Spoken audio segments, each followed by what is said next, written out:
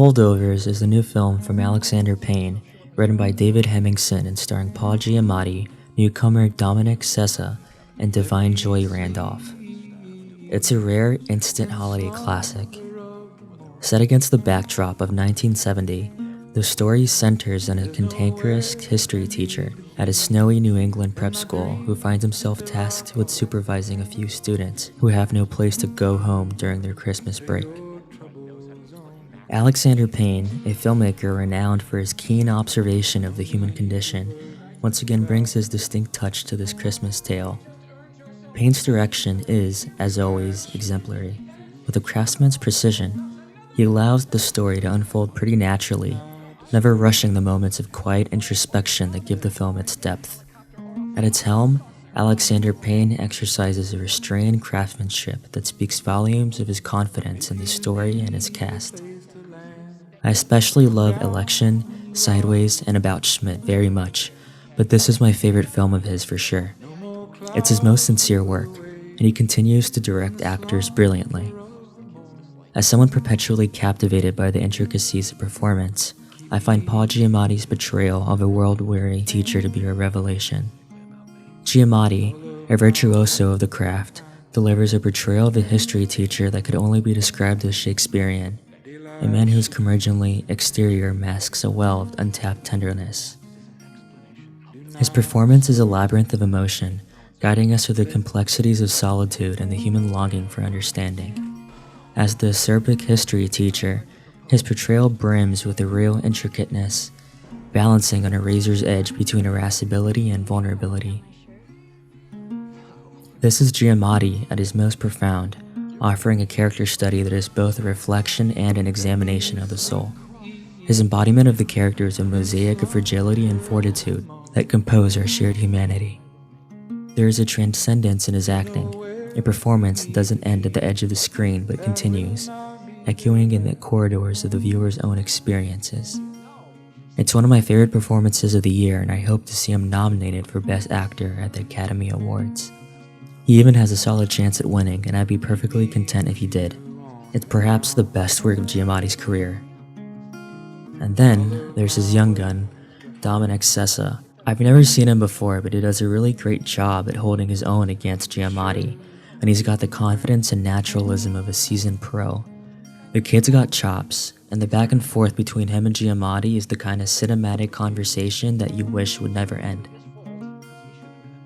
He's a relative newcomer, but he emerges as a force majeure, controlling the screen with an arrestingly frenetic and vulnerable presence.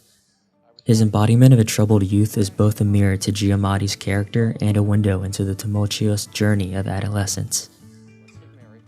It's a performance that heralds the arrival of a significant new talent, and his portrayal here really moved me since he's pretty close to my age. Dominic Sessa's portrayal of the adolescent at odds with the world, and perhaps himself, evokes the universal angst of youth we've all felt or witnessed.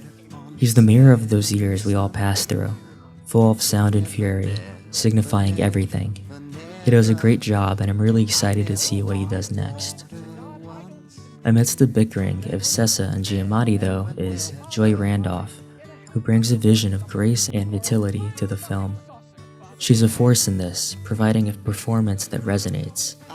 Divine Joy Randolph's Mary is the fulcrum upon which the delicate balance of tone teeters on. It's a portrayal delivered with such nuance and emotional intelligence that it becomes the viewer's North Star, guiding us through the film's thematic complexities with an assured, gentle hand.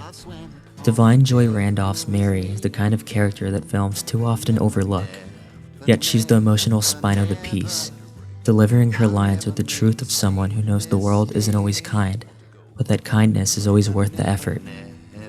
And the rest of the cast is all great too, especially Brady Hepner, who made me laugh out loud pretty hard a bunch of times. All of the actors are provided great material to work with, and the ace dialogue brings out the best in them. The script, David Hemmingson's words, are memorable in truth. They got soul, and they've got honesty. It's not often you find a script that can make you laugh out loud 1 minute and then have you contemplating some of life's big questions next. It's a great coming-of-age story and very witty. It reminds me a bit of a less pretentious Noah Baumbach. The story deals with heavy themes, especially as it progresses, and does it gracefully. I appreciate films that tackle more melancholic subject matters that most people are too intimidated to embark on, so I applaud this movie greatly. And the cinematography deserves its own ovation as well, capturing the stark beauty of a wintry landscape with an intimacy that feels almost invasive, but never unwelcome. The camera's gaze is unflinching yet tender, paralleling the story's own tender examination of its characters' inner worlds. And its gorgeous, grainy look really makes it look like an authentic film that could have come straight out of the 1970s era. This could have easily fit somewhere in Hal Ashby's catalog, as the film captures the stark beauty of its setting, with each shot composed to reflect the eternal landscapes of its characters.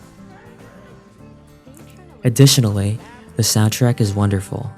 It's got that blend of the eclectic and the classic, a mix that underlines the timelessness of the story we're told. I especially love the inclusion of Silver Joy by Damien Jurado, which I've been listening to a lot since I saw this. Whether it's the music or the performances, I think that The Holdovers is a really special movie. Its beauty is found in its sincerity and its unapologetic exploration of what it means to be human, to be flawed, to seek connection, and to find joy in unexpected places.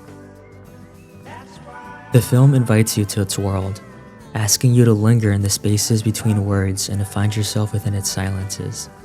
It's a cinematic experience that doesn't end with the rolling credits, but it continues to unfold within the viewer, long after they've left the theater. I still find myself thinking about the characters days after watching them. Sessa, in particular, brings a resonance to the screen that harks back the troubled luminance of characters like Neil Perry or Will Hunting.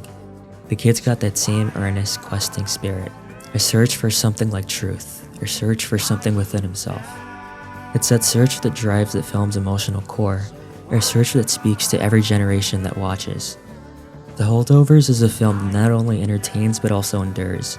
It's a testament to the power of movies to reflect the human condition and to find beauty in the most unexpected of places.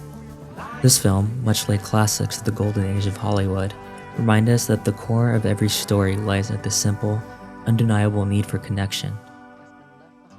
It's a work that I admire, a reminder of why we make movies, to capture the very essence of what it means to be alive.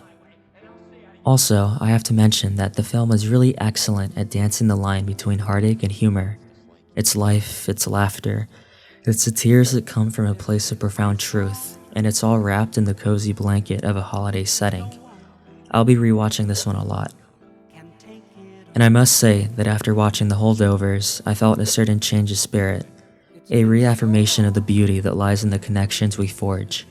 I just love how personal and heart-aching it is. I recommend it highly. It's a very important film to me, and I'm rating it a 10 out of 10. It's the best film of 2023 in my opinion. Thanks for watching.